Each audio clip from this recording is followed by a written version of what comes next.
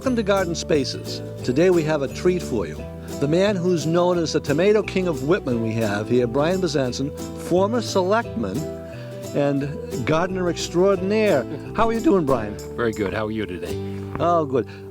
You weren't kidding when you told me you had a lot of tomatoes. I mean, I took a look out there, and even with the heat wave, you've still got a lot of good stuff looking out there. Yeah, we've had a pretty good year. We've got about 50 or so, give or take, plants, tomato plants, different varieties. And I don't know where the Tomato King came from. It's not self-imposed. No, actually, that was me. Yeah.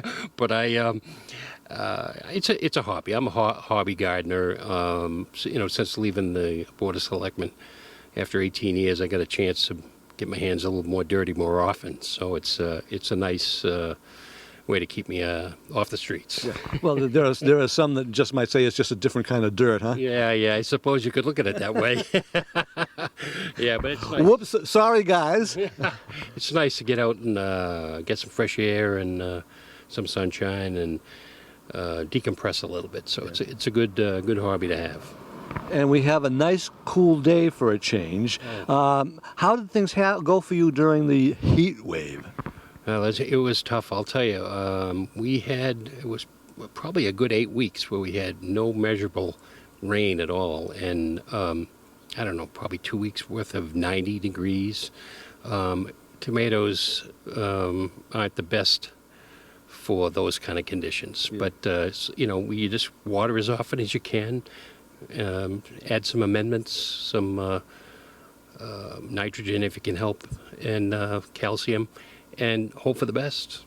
Yeah, because tomatoes being a fleshy fruit, and we stress the term fruit, they're a very juicy fruit, right. And they need all the water they can get. That's right. It's a tough gamble when you plant tomatoes. I've always said that if you're into gardening, you're an optimist because you're hoping that things turn out okay, and a lot of times they don't. It really depends upon the weather and pest control, and hopefully you have some good weather to get it going.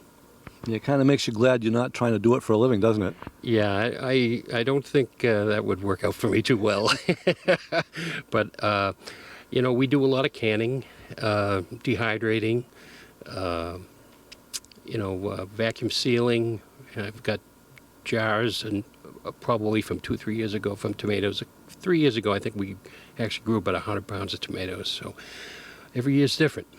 Do you do any sun-dried tomatoes? I actually did. I have a dehydrator. I don't actually use the real sun because there's too many flies out here, actually. But I have a dehydrator that my wife and I use, and we've dehydrated some. I do a lot of the pear-shaped cherry tomatoes, yellow and red, and we dehydrate them, and then we put them in vacuum seals, keep them fresh. And well, I can tell you're not doing this to sell boutique tomatoes, because you have to be able to say sun-dried on those, right? Right. I would only be giving away to family and friends and using them ourselves. It's just now more than ever with the way the economy is going and inflation, to be able to have a garden to grow your own food and help support your family is a great idea. So what varieties of tomatoes do you have? Can you remember all of them, or just give me a few? I'll give you some of my favorites. On the determinant side, we have Celebrity, which is a nice, what they call slicer tomatoes. That's one of my favorites, and my wife likes them as well. In the cherry side, the Sweet 100, and I'll show you that in a little bit, that it's like candy. It's so sweet, and they're about the size of them, maybe a big marble, I'd say. Good for salads, like? Good for salads, or pick one for the bucket, pick one for you, kind of a thing. It's very, very addicting, but they're very, very sweet. They're beautiful, and then we had some heirloom tomatoes that, unfortunately, this weather we had is tough on heirlooms. Cherokee purples, black crim, those ones, and I'll show you what the heat did to them, are very sensitive. They're tougher to grow. So I didn't have too many heirlooms just for that reason. But so I went with hybrid determinants mostly this year, and pretty successful. You know, the heat took its toll. Still got a boatload, and I didn't weigh them this year, and I'd say 2 or 3 years ago we did about 100. I weighed them that year, and that was a lot of tomatoes to deal with. But I love it. My wife's out here probably more than I am. What else have we got to show out here in the garden today besides the tomatoes? Well, we have some sunflowers. We've got several different kinds of cucurbits, squashes, butternuts, kabochas, winter squash, things like that, cucumbers. Then we have peppers and eggplant, green beans, pole beans, and some bush beans, yellow wax. That's what's on those trellises I see out behind me here. The camera was seeing beyond us. Yeah, those are the Kentucky Wonder pole beans, and that's probably one of my favorites because with the trellis that we put up, they're great. They just vine right up, and then when they meet in the middle, and then you've got a little oasis to get away from the sun if you need to, and it's easier to pick as you get older. It's tough to bend over. So I like it when I can pick from standing in it, so that's a good thing for us. Okay, well, I think it's time for us to get out into the garden and see what's out there. So we're going to move the camera out into the garden, and we'll be with you in just a moment. Well, Brian, I'm now inside the sanctum sanctorum at the Bezanson house. What is in the bed behind us here? This is the tail end of the cucumbers that I have. Usually this time of year, middle of August, they're tired, and they need to be pulled out, and I'm going to do some succession planting here, probably put in some zucchini or summer squash. Mm-hmm. There's, as you can see, these in the back, the tail end of some pickling cucumbers.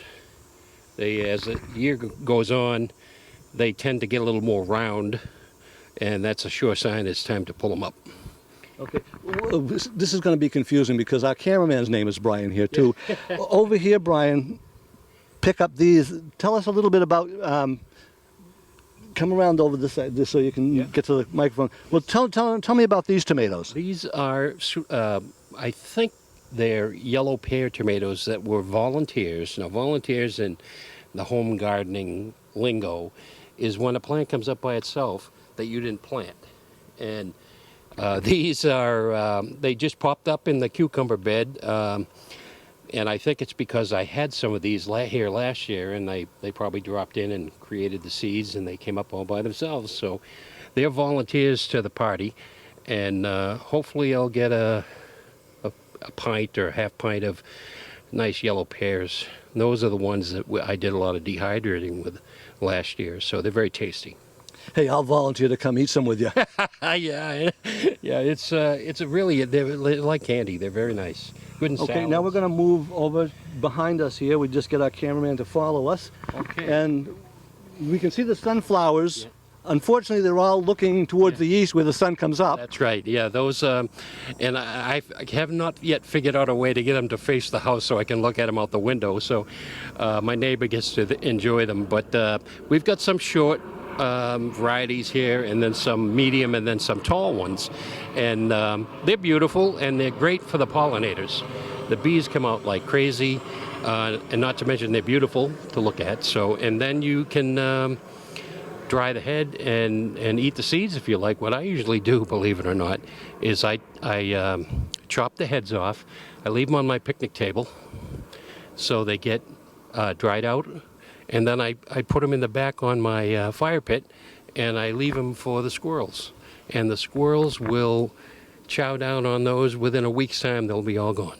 And if you leave them on the stalk too long, the birds get them. The birds, right, yeah. So I know that the squirrels are going to have a hard time in the winter, so I want to fatten them up a little. And so they enjoy the seeds. So I'm sure some of the birds get them too. Okay, what have we got down the front here? Because I'm seeing some stuff that looks like yeah, this here butternut squash. Yeah, these are a variety called baby butternuts.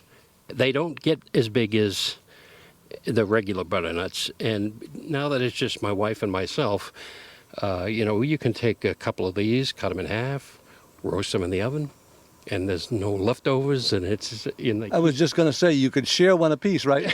That's right. That's right. So this is a specific variety that's baby butternuts. So it's a first time I've grown them this year. So they're fulfilling their obligation, and they're winding down, and then we'll cure them and put them on the shelf. Okay, I see there's something behind our cameraman over here that looks kind of like it might be a pepper. Yeah, that's a striped pepper, believe it or not. I picked this up on a whim. If you can see, these are variegated, and they get kind of like if you leave them on long enough, they'll get red. And they're cute little, they don't get very big, they're cute little peppers, and it's more of a novelty thing. We saw it at a Home Depot or Lowe's or wherever, and we picked that up. And I just popped it in this little square garden here, and I added some marigolds because I want to bring the bees. So since we're right here, I'll show you that this is the start of a squash, and I believe it is a kabocha squash, and I saved these seeds from a previous year that I had grown them. Let's just switch places here a second, Brian, so I can hold it. Because this looks kind of like a zucchini that's gone to pot, you know, and right. a pot like mine. Exactly. Yeah. No, it's a great squash, and it's like a cross between a sweet potato and a butternut. It's a great tasting squash. It's Japanese squash they call it, but it's a kabocha squash. And That's a more of a winter squash then. Yeah, and I like I said, I save the seeds and I just throw them in, and they keep coming up. So I'll save one of them and save the seeds again, and it's a favorite of ours. We like it, and I put a lot of cucurbits in here together, and I kind of make it as my patch because I don't have to get in there. I just let it go, and then I don't have to bother with it until it's time to harvest. And by that time, everything else is gone because these are very late harvesting, right? Right. And I put the seed packets up on the fence because as you get older, your memory fails, so I can remember what they are. So it's a good memory for me. This here is winter squash in the middle, and then in the way back, there's personal watermelons. I think you might be able to get a shot if you move over here a little bit. There's a couple of watermelons. Oh, yeah, there's You one see? down in there Yeah. that's just starting to turn green. Right, and there's one right there that's already green. Oh, yeah. And they're personal. They don't get real big. It's just enough, once they're big enough and they're ripe. The supermarkets seem to love those personal-sized watermelons. My wife and I can cut one in half and split it, and we don't have to worry about packaging up the big, huge watermelon that's left. But I could probably eat one of those myself. oh, yeah. I just figure you have to have it with something else, I guess. And in the corner over here is just some more. Let's move around over here so we can get our poor cameraman in a little bit easier so we can see what it is. Yeah, this was a trash barrel that I cut in half, and I just use it as a spot where I plant something that's unique. And these are like half-size sunflowers, they're multicolored, I guess. They don't get very big. And that bloom's about ready to open up? Yeah, and I just threw the seeds in the bucket with some compost and let her rip, and it seems to be going to be okay. My sister used to have her hamsters plant those in her sandbox. Yeah. And she always had a crop of 2 or 3 sunflowers just because the hamster had them there. Yeah. And my neighbor actually gifted me these. These are horseradish. And I put them in these bins because they're kind of invasive. If you just plant them in the ground, they're going to be everywhere. So I just wanted to keep these until I've decided where I want to give it a permanent location. But this is a horseradish, and you just break off a piece of the root and grind it up, and you can add it to tomatoes or ketchup or something, make cocktail sauce with it. So I threw a few more marigolds in there just to draw the bees, but first time for me growing. That's kind of one of those things that, you can, if you grow too much, you're going to get tired of it real quick. Yeah. You have to like horseradish because it can be zippy.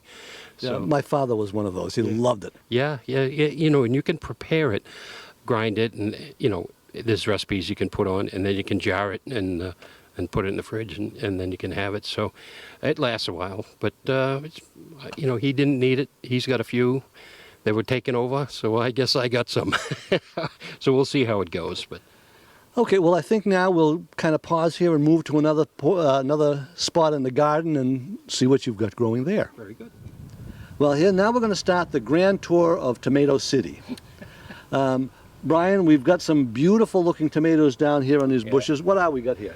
This is the early girl variety. They went too early this year because of the way the weather went, and when it gets real hot and humid, it kind of stalls out. But they're just about ready to go, and I guess I'll be having salad tonight.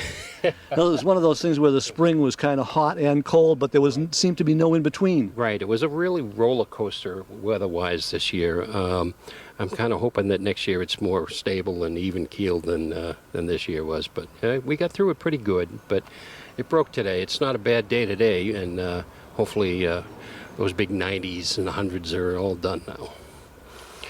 Okay, and now we're coming into some of the losers in the This is a black crim.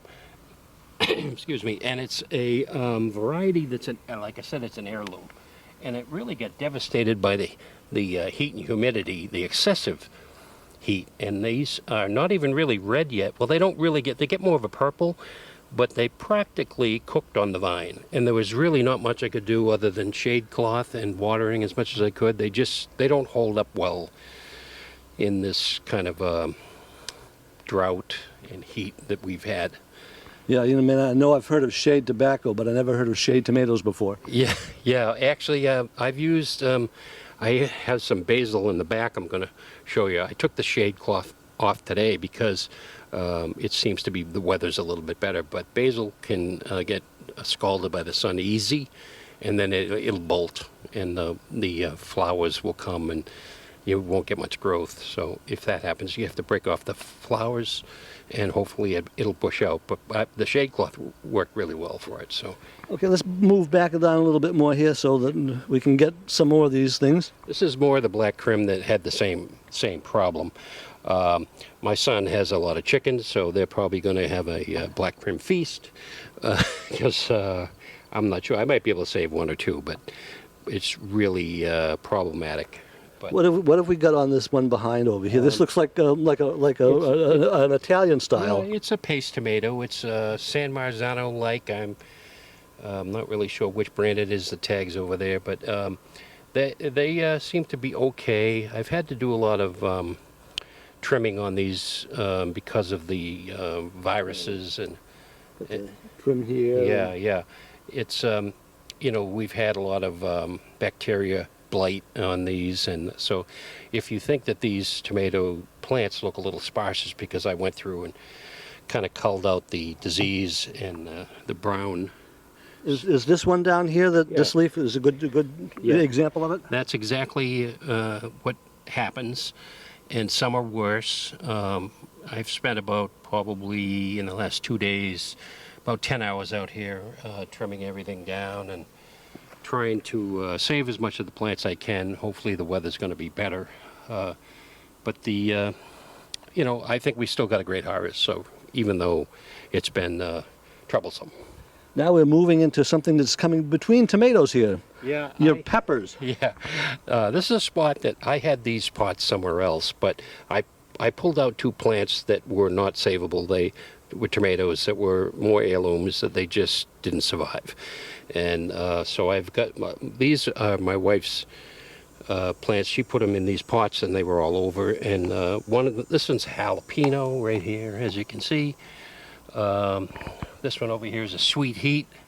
That looks kind of like the one we saw in the other corner. Or it's different colors. It's different color. This is a sweet heat. It's not very hot, but it's very tasty, and they don't get real big, but they're a nice addition to a salad. And then over in the back, there's another. Those were yellow peppers, mini peppers, but she apparently has harvested most of them. Yeah, and I don't see anything in there. yeah, when it gets real hot, peppers, tomatoes, eggplant. They're all in the nightshade family, and they, if it gets really hot, they'll drop their blossoms. So it's a survival mechanism for them. So they'll give up on the fruit that's set, and just try to save themselves. And then as the temperatures cool, they might send out new blossoms. So that's what we're hoping for here. Now that it's mid-August, hopefully in the next 6 to 8 weeks we'll get some more. Okay, we have more tomatoes. Is this more of the same from before? Yeah, they're in the plum tomato family. This one, I'm not really sure which variety this is, but they're all about the same. San Marzano style tomatoes. They're good for paste, for making sauce and things like that. As you can see too, we've got beautiful marigolds here that have started to bloom, and they really bring in the bees, good pollinators, and they keep the mosquitoes away too. I was just going to say, bring in the bees and keep out the bad ones. Yeah, the mosquitoes. So it hasn't been as bad this year because it's been so dry. In years past, the mosquitoes out here can be tough, but not this year. So you got to take the good with the bad, right? That's one good thing about it. So.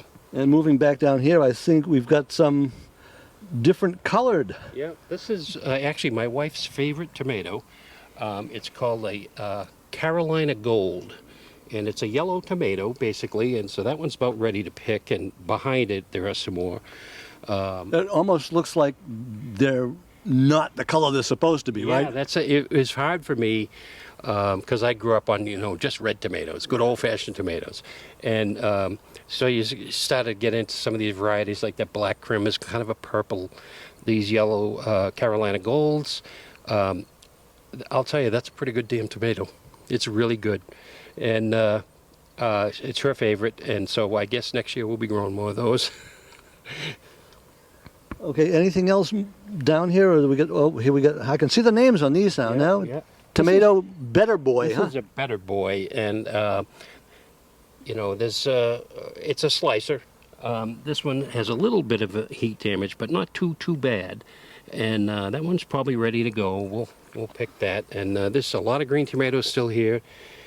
Hopefully, now that the temperatures have subsided a little, we'll start to get some more regular red and not cooked on the vine. And this particular one is the one I told you before. There's one of my favorites, and it's my wife's favorite red tomato. It's a Celebrity, and it's a great hybrid. It doesn't get much bigger than that, but it's got great taste. And we've picked all the red ones because we do a lot of canning, and I've got my job set for the weekend. But that's a great tomato, Celebrity. It's a hybrid. Sounds like the old community audition. Star of the day, who will it be? That's right, yeah. And they're in the back, too. They're on the ones behind this plant. They're all the same. And if I had a red tomato, if I could pick just one to grow, it would probably be that one. Okay, it's time to move on to the next row. Charge! Well, now we're on the next row. We've got only about 2 or 3 varieties over here. Yeah, these right here with the black crims that I was talking about is the heirloom variety. That one that he's shooting now could be savable. It might have been shaded enough that we didn't get some damage. If you look at this one over here, you can clearly see what the heat and the humidity extended time has done to these tomatoes. It's just cooked them really on the vine. And I would have probably taken those off already, but I wanted to show you exactly what, a good gardener shows you the good and the bad. Because if you see nothing but good, they're not telling you the truth. Yeah, that one there almost looks like you got parboiled and lost a lot of its water. Yeah, it's going to be chicken food, and but you can't fight Mother Nature. Shall we say lucky chickens? Lucky chickens, yeah.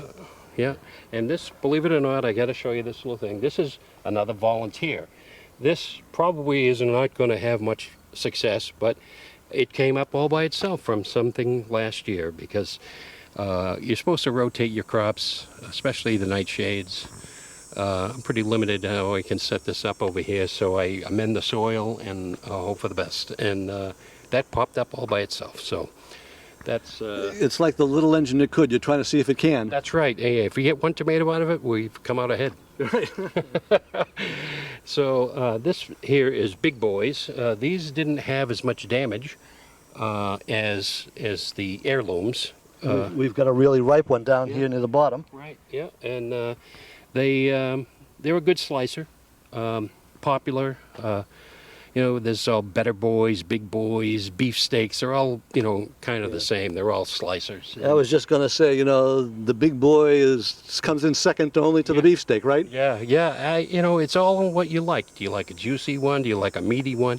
Do you make sauce with it? It's all in what you personally like to do. And that's why I grow so many varieties, is because I like to just see what happens and test them out. And the ones that I think didn't do that well, I'll drop off the list and I'll add a couple of new ones. Yeah. And you like no matter what you do with it, you like tomato sauce, sliced tomatoes, salad tomatoes. That's You right. like them all. Yeah, I make stewed tomatoes and tomato sauce, pasta sauce, and I can them all, and water bath can them, and the ball jars and the whole 9 yards. That's why the basil comes in handy, because you throw that in there and it really makes a big difference. So it's it's a nice hobby. Down here we have, I think these are beefsteaks. These are a little bit bigger, as you can see. They had a little bit of a damage, but we picked a lot off here before the damage has really started to, with the heat kicking up. Yeah. That's a nice trio down there on the bottom. Brian's shooting now. Yeah. When we're done here, tomorrow I'll be probably going through here and picking the ones that are close and that are savable, and make another batch of stewed tomatoes or sauce or something like that, and go from there. There'll be some that'll be chicken food, but some will be Brian food. Hey, Brian, you like that too, right? Yeah. And these are pretty much beefsteaks here.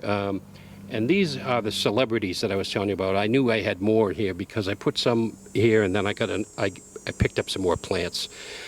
I tried my hand at setting seeds and growing my own, but it was really difficult.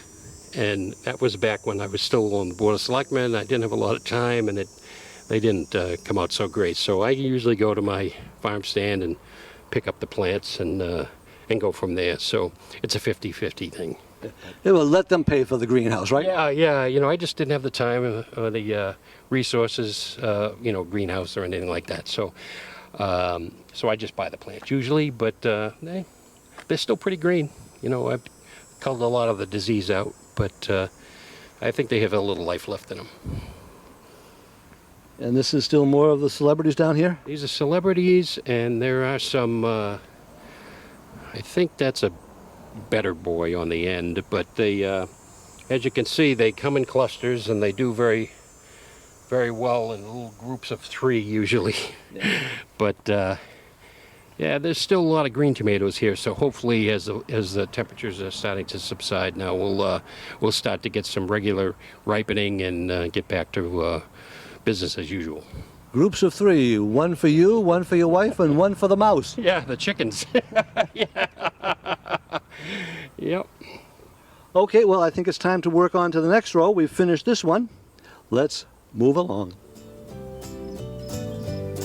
Well, we've kind of run out of time for this program today. We're going to make this into a multi-parter. So in a little bit, we'll have another episode up with more of Brian Bezanson's garden. And let me tell you, you haven't seen nothing yet.